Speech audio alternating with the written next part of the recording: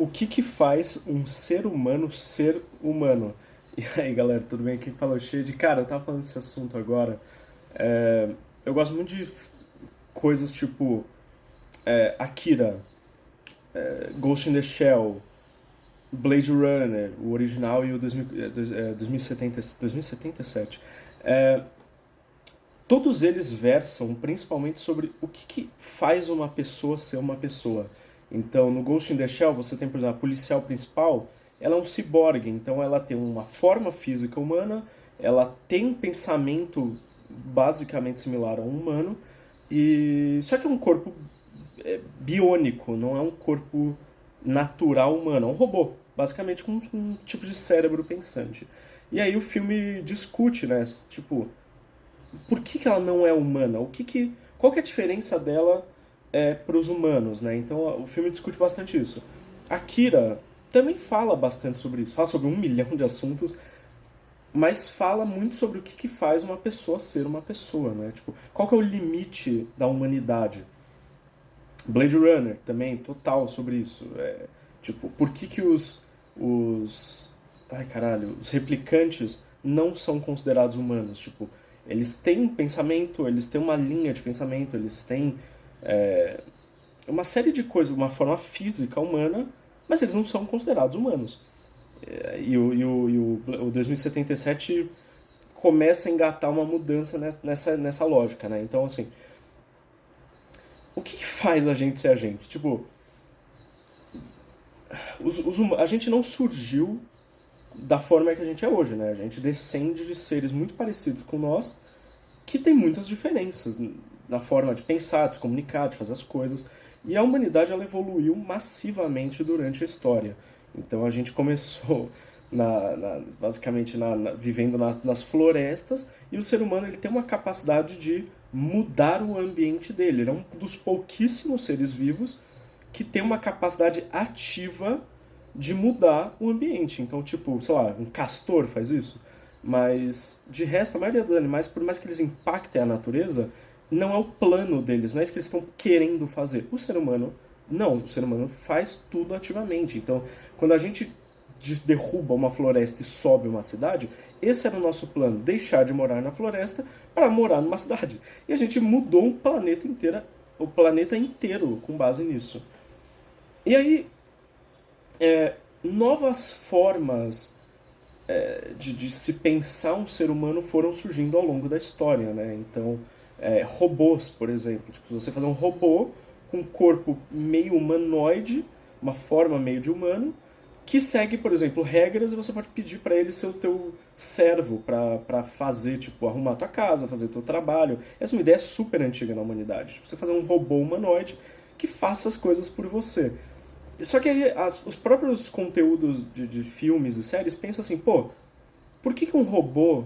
Por que que a gente tem o direito de não ser escravo e um robô não tem esse direito? Tipo, o que que um robô tem? O que que a gente tem que um robô não tem? Que a gente, obviamente, aboliu, graças a Deus, a escravidão, mas ter um robô na sua casa cumprindo funções é uma espécie de uma escravidão. Por mais que ele não vai reclamar, porque ele não é projetado para reclamar, a partir de que momento de uma inteligência artificial você tem que, por exemplo, considerar os direitos de uma espécie de uma IA, sabe? Em que momento que isso acontece? Então, e, por exemplo, com a inteligência artificial, com os avanços da inteligência artificial, assim, a partir de que momento ela vai poder ganhar direitos próprios? Ou será que sequer um dia ela vai ganhar esse direito? Porque a inteligência artificial não pensa como um ser humano. Eu estava conversando hoje com uma pessoa que é especial para mim. é, Ela me perguntou, tipo, se existissem pós-humanos, eles deveriam seguir as mesmas leis dos humanos normais? Ou não, eles teriam que ter leis diferentes? Eu falei para ela, cara, não, teriam que ter leis diferentes. Porque imagina que você tem um grupo de pós-humanos muito mais inteligentes do que nós, pessoas normais. Eles poderiam fazer uma faculdade pública, por exemplo? Se sim, e sem nenhum tipo de filtro, todas as vagas públicas de uma faculdade pública seriam desses pós-humanos, porque são muito mais inteligentes. Então, tipo, teria que ter a lei, ela teria que fazer um tipo de uma cota limite para, sei lá, no máximo 10% das vagas iam ser para esses pós-humanos. Porque eles não são iguais a nós. Então, do mesmo jeito que a gente, por exemplo, tem diferenças legais para pessoas indígenas, para pessoas de classes sociais menos privilegiadas, para pessoas negras, etc., a gente também teria que fazer leis diferentes para considerar seres humanos pós-humanos, né, que são mais evoluídos, entre aspas, do que a gente, sabe? Então isso teria que ser considerado. Eles não poderiam seguir as mesmas leis que a gente, senão a gente não teria como competir. Seja lá qual fosse a diferença, serem mais rápidos, mais fortes, mais altos, mais inteligentes, enfim, mais capazes de qualquer forma. A lei teria que levar isso em consideração. Talvez, provavelmente, muito para barrar essas pessoas, tipo, para pôr um freio na absoluta capacidade dessas pessoas para fazer com que elas pudessem ter ser meio que equiparadas socialmente a pessoas normais, não tem como. E, de novo, isso seria um ser humano meio pós, né? Tipo, ainda é uma pessoa com consciência de pessoa, mas que tem algum tipo de melhoramento de alguma forma. Sei lá, super-heróis, por exemplo. Eles não poderiam seguir a mesma lei que a gente. Mas eu penso muito nisso, né? Tipo, o que existe de tão especial no ser humano que até o momento é irreplicável? Se você parar pra pensar, se você sair na rua, a maioria das pessoas não vai parecer particularmente muito inteligente. E eu não tô falando isso porque eu me considero inteligente, porque eu não me considero. Mas eu acho que dá pra concordar que a maioria das pessoas não acha que a maioria das pessoas da rua é inteligente, certo? Só que o cérebro humano é extremamente complexo. E ele é extremamente potente, mais potente do que qualquer coisa que já foi inventada pela natureza ou pelo próprio ser humano.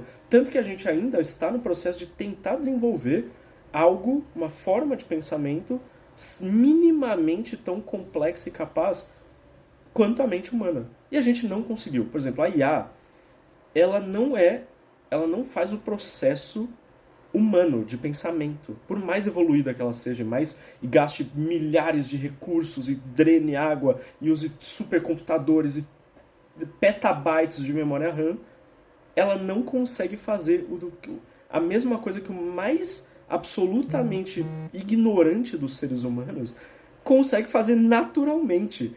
Isso é a prova do quão absolutamente capaz o ser humano é. Então imagina que você pega uma pessoa que você não dá a menor moral pra essa pessoa. Você acha que, tipo, putz, essa pessoa ela é muito ignorante. Ela vai ser inteligente de alguma forma. Ela vai conseguir criar algo, pensar algo diferente que não existe. E a IA não consegue fazer isso. Tipo, a IA mais avançada, que custa bilhões de dólares, pela maior empresa de data e tecnologia do mundo, não consegue fazer o que um largado bêbado da rua que tu pegar consegue fazer, porque ela não consegue criar. Tipo, a IA não consegue criar.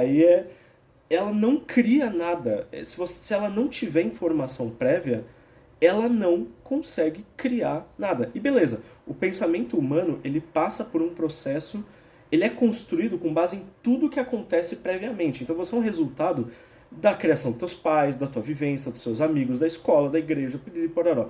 A gente não é do nada, ex nihilo nihil fit, nada vem do nada. Mas, dito isso, um humano consegue criar algo que nunca existiu. A IA não. Isso é do caralho, você tem noção disso? Enfim, o que faz um ser humano ser humano? O que você acha?